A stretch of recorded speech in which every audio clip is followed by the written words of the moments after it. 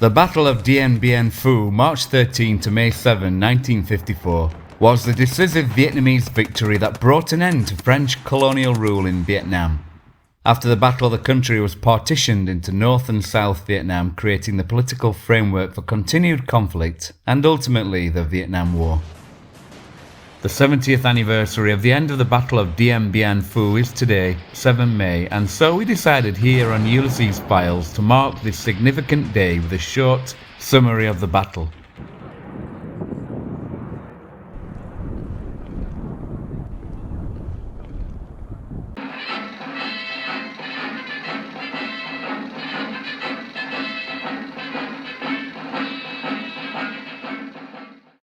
French colonialism in Vietnam.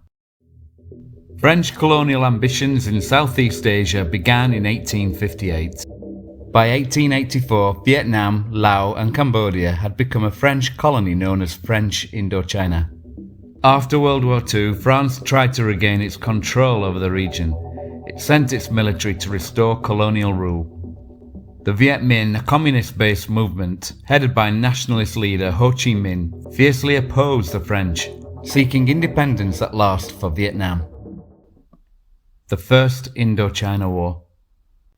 The Viet Minh began its campaign against the French in 1946 in the First Indochina War, at first using guerrilla tactics and then more conventional methods of warfare, as it received weapons and financial aid from the Soviet Union and China.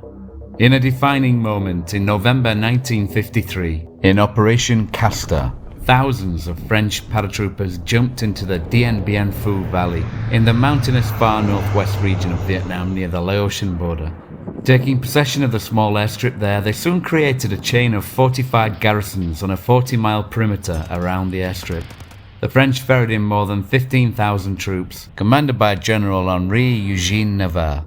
A large force, and yet it proved to be quite thinly stretched in defending the 40-mile perimeter. And of course, when compared to the rapidly assembling Viet Minh forces, would soon be terribly outnumbered. The Viet Minh's top commander, General Vo Nguyen Giap, gathered an army of 50,000 men, and he, one of the 20th century's most capable strategists, was determined to utterly destroy the French bastion.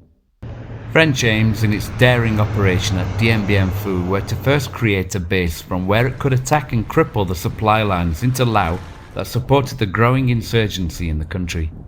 Secondly, it desired to provoke the Viet Minh out of its current mode of guerrilla warfare into an open, more conventional way of fighting that they believed better suited French forces. However, the French underestimated General Giap's leadership as well as the Viet Minh army's capabilities. The French forces were also too confident in their abilities to resupply the bastion using the airstrip, in the mistaken belief that the Viet Minh had no anti-aircraft weapons. The canny Giap let the French build up their forces in the valley, doing nothing to hinder the enemy. For 4 months his troops prepared. They spread out through the steep hills until the Viet Minh army literally surrounded the Điện Biên Phủ garrison. They covertly dragged an array of artillery pieces up the valley's steep rear slopes, tunneling through the hills and arranging the guns to target the French positions below. Viet Minh artillery barrage. On March 13, 1954, swept by the inky cloak of a new moon, the Viet Minh artillery began shelling the northeastern outpost, Beatrice, and the army laid siege to the entire French bastion.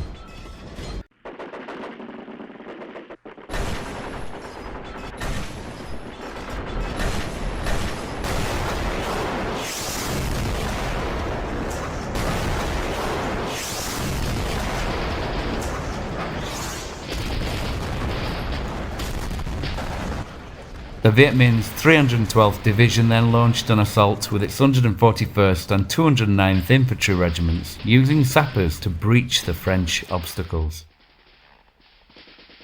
The next day, Giap's artillery disabled the airstrip and his troops attacked and captured another perimeter garrison. For the next 2 months, the Viet Minh forces adopted the type of trench warfare seen in World War I. Digging closer and closer to the French lines while working to isolate the remaining French garrisons. This they did under the cover of artillery fire that the French could not suppress. Indeed, the French artillery commander, Colonel Charles Piroth, distraught at his inability to silence the well-camouflaged Viet Minh batteries, went into his dugout and committed suicide with a grenade. The French Air Force, without an operational airstrip, had to drop supplies by parachute while under fire.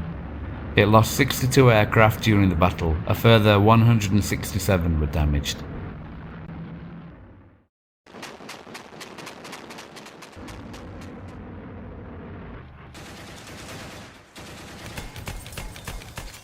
Viet Minh troops attacked two more garrisons on March 30, 1954. Desperate attacks and counterattacks raged for a week as the French fought with a brave but forlorn resolve and continued to give way. By April 22, Zapp's forces had captured most of the airstrip, forcing the end of the airdrops and leaving the French army in a state of desperation. The toll of misery on both sides was terrible, and General Zapp called for reinforcements from Laos before resuming ground attacks on the shrinking French perimeter on May 1. French resistance collapsed at last on May 7, and a triumphant Viet Minh soldier stood atop the conquered French headquarters, waving the red and yellow Viet Minh flag in victory. Awful casualty figures on both sides. The 2-month-long Battle of Điện Biên Phủ was a complete disaster for the French, losing over 2,000 soldiers killed in action and about 11,000 taken prisoner, including over 5,000 wounded. Only about 3,300 of the French prisoners of war eventually made it home. Thousands died in captivity as the French negotiated its withdrawal from Indochina during the 1954 Geneva Conference. The July 1954 peace agreement terms called for a temporary partition dividing North and South Vietnam that was supposed to end with unified national elections in 1956. However, the elections never happened.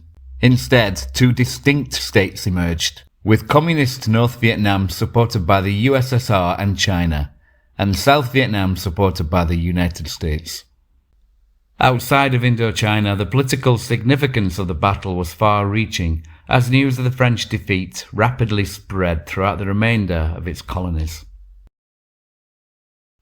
The Vietnam War and final reunification. Ho Chi Minh's push for Vietnam's complete independence was unwavering, and in South Vietnam the Viet Minh's insurgents morphed into the Viet Cong. With the support of North Vietnam and its armed forces, the Viet Cong engaged in guerrilla warfare to challenge the increasing US forces, leading to the Vietnam War, eventually culminating in US withdrawal, the fall of South Vietnam and final reunification of the North and South on April 30, 1975. Thanks for watching, and know that you are appreciated.